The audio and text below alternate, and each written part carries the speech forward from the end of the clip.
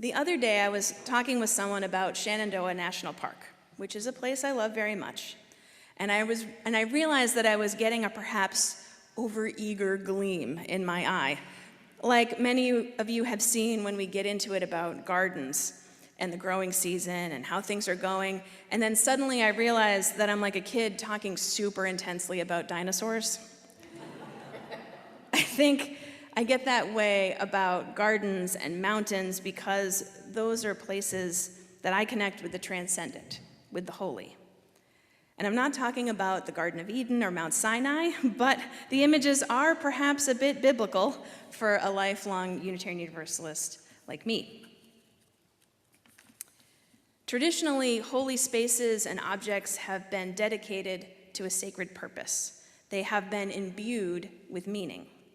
Humans have built cathedrals of stone, carved worship sites into mountains, piled stones into mounds, stood stones in shapes on hills, built pyramids on almost every continent on earth, stood at the shore of the ocean or rivers, canyons, and mountains, and declared places holy. Though there are not cathedrals or standing stones to Unitarian Universalism across the world, we are not without special places that are part of our Unitarian Universalist story. Some folks go on pilgrimages to Concord and Boston to walk the cobblestones, still stones, of our foreparents. Some go to Europe to see the sites of heresy and heretics that led to our theology today.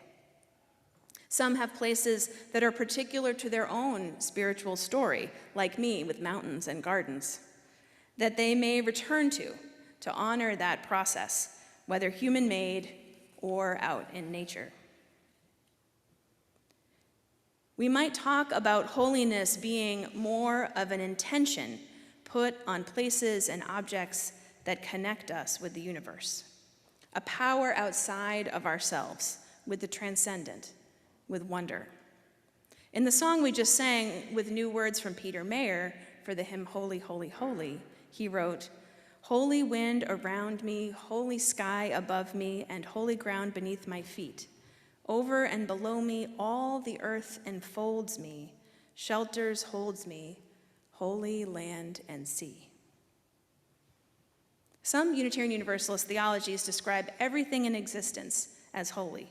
Some describe all of nature as holy. Holiness all around us means that we have the potential to find and cultivate reverence in any moment. It also means that without our attention, we can lose meaning.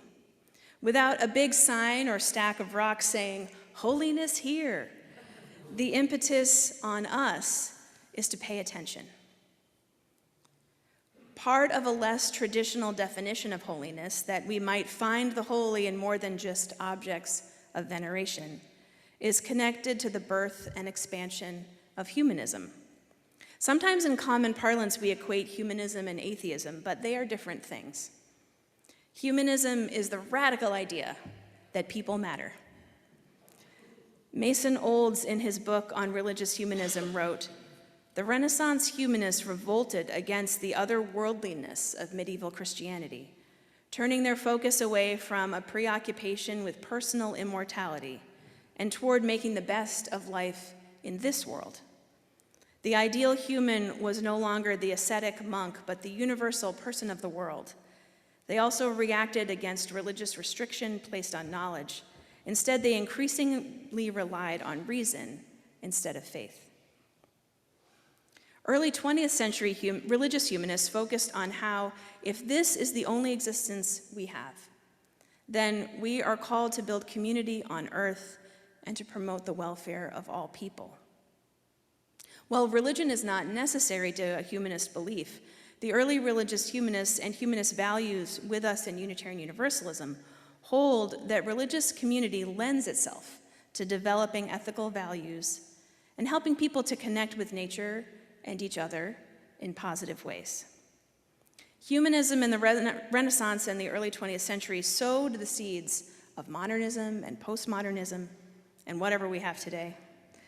We have integrated so much of humanist philosophy into our tradition, it would be impossible to unravel it. We are a humanist faith tradition. and we have brought that humanism along with us to new and exciting theological and faithful places. In her book, Fluent in Faith, Unitarian Universalist minister Jean Newyar wrote about her belief, rooted in faith and humanist thought, saying, "I personally don't, quote, believe in God. I do not have an idea of a God who is active in my life. But I do have a deep and sustaining faith, a felt sense that life matters, that it is woven into the larger fabric of life with all its beauty and all its suffering. I have a felt sense that I am not alone. I feel love and longing and connection and compassion." And as a side note, her book is now out of print, but I think I have some copies, and it is so good. It's such a wonder that out of all of the possibilities of what we could have become, out of stardust, we are human beings, and that of all of the human beings that there are, we are each of us. Of all of the possible atoms that could interact with each other, we evolved in such a way that we are in deep relationship with every creature and thing on this earth. We are blessed by this connection in the ways that it supports and dazzles us with its beauty, and we as Unitarian Universalists are called to repair the web of life where we can. And in the face of suffering and harm, it can be hard to hold on to faith in the power of human beings to do good in the world. It can be hard to hold on to reverence and wonder, to see the holiness, the connection to all that is. How do we reconcile the evil actions that some people take with a belief in the potential for us to do better at being human? Some among us may believe in a force that pushes us toward good and connection, but that's not true for all of us, and yet we are all held in a community and care. If we are all we have, if we, like Spider-Man, have great power and great responsibility, we have the potential to shape our future. And we are also interconnected with all of the people and choices that would serve themselves above and before all others. We are all intertwined. I have faith that the path of interconnection, love, and compassion, and service toward others can hold us and welcome everyone who would wish to be a part.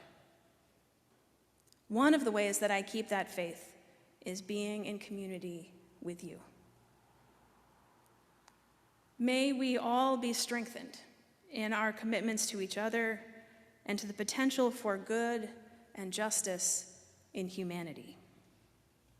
And may we be grateful for those who came before us, who built a tradition where we can find a humanist home.